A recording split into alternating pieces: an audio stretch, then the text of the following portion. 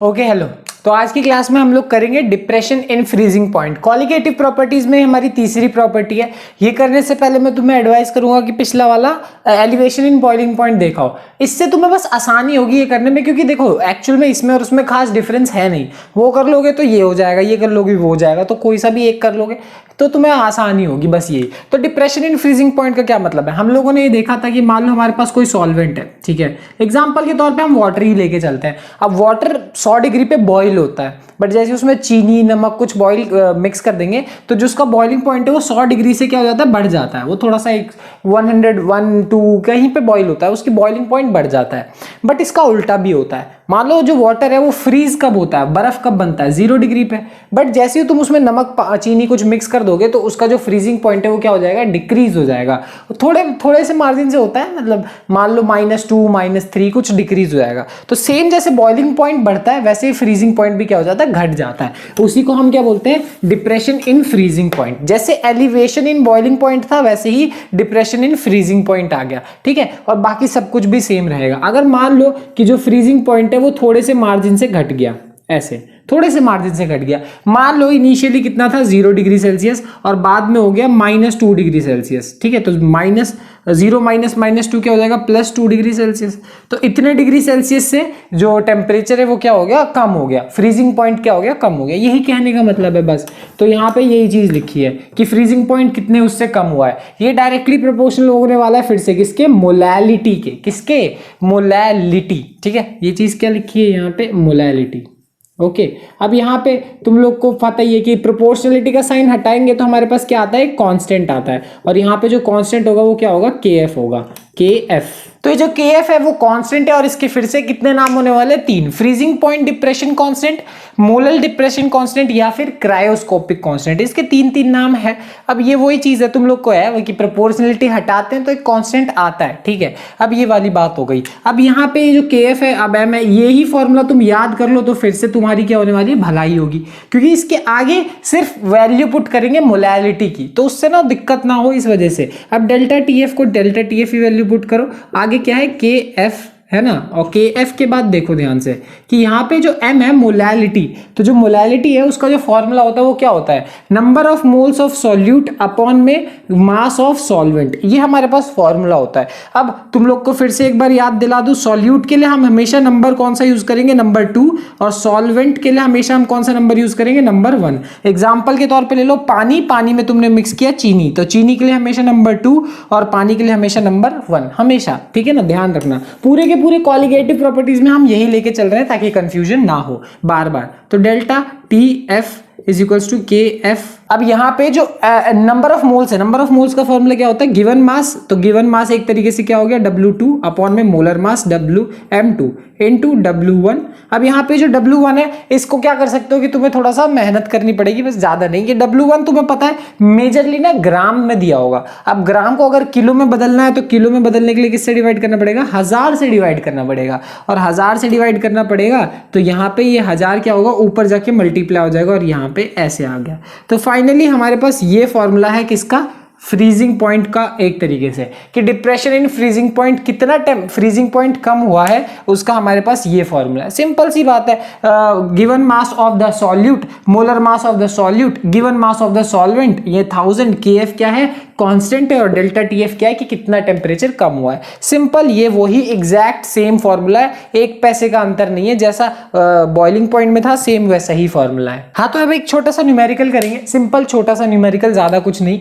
अब यहाँ पे तुम लोग को जैसा हमने बॉइलिंग पॉइंट वाले में करा था उससे थोड़ा सा डिफरेंट है, बट एक्चुअल में ना इनके जो न्यूमेरिकल्स होते हैं वो बहुत सिंपल होते हैं। क्यों, देखो 1 2 3 4 5 चीजें ऐसी हैं जो अननोन है, हमें नहीं पता। उन 5 में से तुम्हें 4 चीजें हमेशा गिवन होगी, तुम्हें 5वां निकालना कोई बहुत बड़ी बात नहीं, इक्वेशन सॉल्व ही तो करना है। और यहाँ पे तुम लोग को मैंने क्वालिटेटिव प्रॉपर्टीज में एक छोटी सी बात बताई हुई थी कि क्वालिटेटिव प्रॉपर्टीज हमारे काम में आती है मोलर मास निकालने के लिए। सॉल्यूट का मोलर मास निकालने में बड़ा काम आता है और यहाँ इस क्वेश्चन में यही चीज है। तुम देख सकते हो हमसे क्या पूछा है, molar mass of the solute पूछा गया है, ठीक है। तो अब इस क्वेश्चन को सॉल्व करना सिंपल सी बात है। सबसे पहले गिवन चीजें लिख लेते हैं कि हमें क्या क्या गिवन है, ठीक है। तो यहाँ पे नोटिस करो क्या गिवन है, 1 gram of non electrolyte solute, यानी सॉल्यूट का तुम्हें मास दे रखा है 1 ग्राम।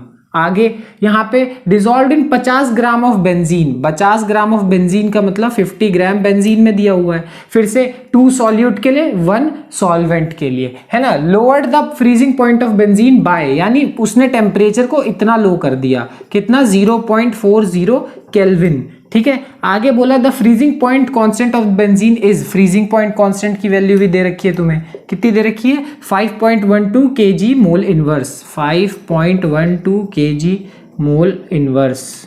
यहाँ पे केल्विन भी होगा, थोड़ा सा ठीक कर लो यहाँ पे केल्विन, हाँ तो kelvin kg mole inverse formula होता है। Find the molar mass of the solute, अब मोलर मास निकालना है तो हमारे पास ये सारी चीजें गिवन है, ये रहा हमारे पास फॉर्मूला, वैल्यू पुट करेंगे आंसर आ जाएगा। उसकी वैल्यू डेल्टा टीएफ की वैल्यू कितनी दे रखी है 0.40, यहाँ पे केएफ की वैल्यू कितनी दे रखी है 5.12 इंटू W2 की वैल्यू कितनी है 1 और आगे 1000।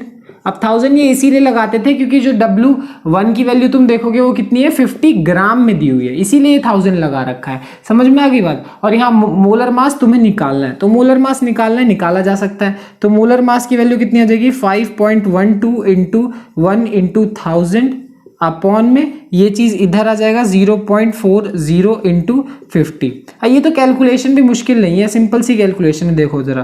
तो 0.10 और ये कितना आ जाएगा 1 फिर 2 फिर कितना आ गया 32 8, है ना। तो 1.28 इंटू 1 अपॉन में 0.10 देखोगे तो ये और ये इसको मल्टीप्लाई करोगे 256 डेसिबल, 256 आंसर आ गया ग्राम मोल इनवर्स। ये है हमारा आंसर। तो तुम नोटिस करोगे कि ये कोई न्यूमेरिकल बहुत ज्यादा मुश्किल था नहीं, सिंपल बेसिक इजी सा न्यूमेरिकल था। सिर्फ फॉर्मूला पता हो तो फॉर्मूले से पता चल जाता है। यहाँ में ना एक्चुअल में इस क्वेश्चन में कंफ्यूजन लोगों को 1 और 2 में ही होती है। और 1 और 2 वाली कंफ्यूजन अगर तुमने क्लियर कर ली ना तो आगे कभी प्रॉब्लम होगी ही नहीं तुम लोग को। तो ये चीज वाली कंफ्यूजन क्लियर है तो ये चीज दिक्कत नहीं करेगी। और ये चीज तो बहुत सिंपल सा फॉर्मूला, जैसे वहां था वैसे ही यहाँ था, ठीक है, सिंपल बेसिक सी बात। तो अब कुछ ऐसा करते हैं जो कि एक्चुअल एग्जाम में नहीं आता, ठीक है, बट फिर भी करना जरूरी है। जैसे केबी और केएफ की वैल्यू, केबी क्या है बॉइलिंग पॉइंट एलिवेशन कांस्टेंट और केएफ क्या है depression in freezing point constant. ये दोनों के दोनों कांस्टेंट है, बॉइलिंग पॉइंट के लिए फ्रीजिंग पॉइंट के लिए, बट इनको निकालने के कुछ तरीके होते हैं और यहाँ एक फॉर्मूला है। ये फॉर्मूला साइंटिस्ट बेसिकली देते हैं। अब होता क्या है कि देखो कोई भी कांस्टेंट जब आता है ना तो उसके निकालने के लिए अलग अलग तरीके होते हैं। Like force is equals to mass into acceleration होता है। अब इसमें भी ना एक कांस्टेंट होता है, उसको कांस्टेंट की वैल्यू 1 होती है। सोचो इस केस में 1 है, याद होगा आज जब हम उसकी बात करते हैं क्या कहते हैं उसको ग्रेविटेशन के Q1 Q2 के मतलब G m1 m2 by r², तो वहाँ कैपिटल G की जो वैल्यू होती है वो कितनी होती है 6 इंटू 10 की पावर वाली पॉइंट आ जाता है। तो यहाँ कहने का मतलब जो कांस्टेंट होता है ना उनको निकालने के कुछ तरीके होते हैं जो साइंटिस्ट अपने तरीके से निकालते हैं, है ना। यहाँ पे हमारे पास केबी और केएफ को निकालने के लिए ना सिंपल फॉर्मूला है, ये हमारे पास फॉर्मूला है। फॉर्मूला अगर पता हो तो हम इनकी वैल्यूज निकाल सकते हैं। वो ये कि एग्जाम में तो ये नहीं ही आता, बट फिर भी करना जरूरी है, इंपॉर्टेंट है। देखो कैसे करना है ये। यहाँ पे दोनों फॉर्मूले बिल्कुल सिमिलर है, देख सकते हो RM1000 बिल्कुल, बस यहाँ पे क्या लिखा है TB, यहाँ पे लिखा है TF फ्यूजन और यहाँ पे vaporisation. Delta H of fusion, delta H of vaporisation क्या मतलब है? R का मतलब है गैस कॉन्स्टेंट। अब ये बेसिकली गैस कांस्टेंट क्या होता है? तो गैस कांस्टेंट तुम लोगों ने पढ़ा होगा 11th क्लास में जब हम लोग पढ़ रहे थे ना आइडियल गैस इक्वेशन वगैरह वगैरह। अब इतना याद है तो ठीक, नहीं है तो कोई बात नहीं। हर गैस के लिए ना एक गैस कांस्टेंट होता है, ठीक है, मतलब हर गैस के लिए क्या मेजरली एक ही होता है। अब वो क्या होता है ये सब तो 11th क्लास में था, अब तुम्हें याद है तो ठीक, नहीं याद तो कोई बात नहीं। खैर टेंशन मत लो, अगर ये क्वेश्चन इवन इफ ये क्वेश्चन आता है तो इसकी वैल्यू तुम्हें गिवन होगी, तो टेंशन मत लो। ये गैस कांस्टेंट तुम लोगों ने पढ़ा होगा, नहीं पढ़ा होगा तुम्हें याद है, अब तो देखो। खैर आगे बढ़ते हैं। M1 और M1 यहाँ पे क्या है, दोनों में सेम ही, और ये है molar mass of the solvent. अभी तुम लोग को मैंने बताया कि जब हम लोग फॉर्मूला यूज करते हैं तो हम लोग मोलैलिटी लिखते हैं, और मोलैलिटी किसकी लिखते हैं? सॉल्यूट की लिखते हैं। और सॉल्यूट को हमेशा हम नंबर 1 से डिनोट करते हैं, है ना। सॉरी हमेशा आप उसको किससे डिनोट करते हैं? नंबर 2 से डिनोट करते हैं। तो सॉल्यूट हमेशा नंबर 2 से होता है, हमेशा ये बात ध्यान रखना, ठीक है। तो सॉल्यूट नंबर 2 से होता है। तो यहाँ पे M1 क्या है? Molar mass of the solvent है। सॉल्वेंट के मोलर मास को हम क्या लिखेंगे? M1 से डिनोट करेंगे, और सॉल्यूट को हमेशा सेकंड नंबर से डिनोट करते हैं, जो अभी हमने पीछे किया, ठीक है। अब खैर आगे देखते हैं। हमारे पास यहाँ पे TB है और TF है। TB और TF क्या है? बॉइलिंग पॉइंट और freezing point of pure solvent. Pure solvent का क्या मतलब है? प्योर सॉल्वेंट जैसे अभी बताया ना कि एक सॉल्वेंट है, जैसे पानी है, पानी में तुमने चीनी ऐड कर दिया तो वो प्योर नहीं रहा, तुमने उसमें सॉल्यूट ऐड कर दिया है। बट यहाँ पे प्योर सॉल्वेंट का पॉइंट ये होता है कि जब उसमें एक्चुअल में तुम लोग क्या करोगे कि वो बिल्कुल प्योर वाटर है, तो प्योर वाटर का बॉइलिंग पॉइंट कितना होता है? 100। प्योर वाटर का फ्रीजिंग पॉइंट क्या होता है? 0 डिग्री सेल्सियस। तो हम यहाँ प्योर सॉल्वेंट की बात करते हैं और यहाँ पे उसकी वैल्यू पुट करेंगे। पीछे जो किया था वो डेल्टा टीबी था, डेल्टा वो था चेंज, ठीक है। और यहाँ पे सिर्फ टीबी है, यहाँ पे ओरिजिनल बॉइलिंग पॉइंट है, ठीक है। डेल्टा एच ऑफ फ्यूजन और वेपराइजेशन क्या है? अब इसको समझ लो सिंपल से भाषा में।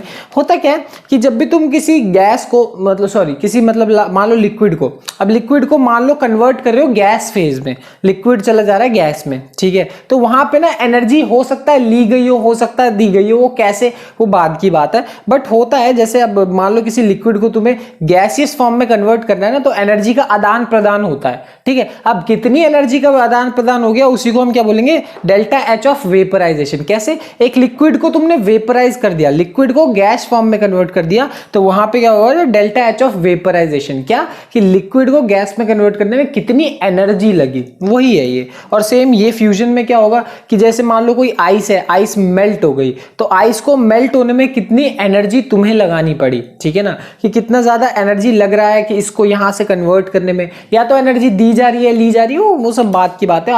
सिंपल समझ लो कि एनर्जी का आदान प्रदान कितना जब भी एक सॉलिड से लिक्विड फॉर्म में जा रहा हो, तो एंथैल्पी ऑफ उसको क्या बोलते हैं? फ्यूजन बोलते हैं। समझ में आ गई बात? तो ये सारी की सारी वैल्यूज यहाँ पुट होगी तो हमारे पास कांस्टेंट की वैल्यू आ जाएगी। ये सिंपल बेसिक सा है कंसेप्ट, ठीक है।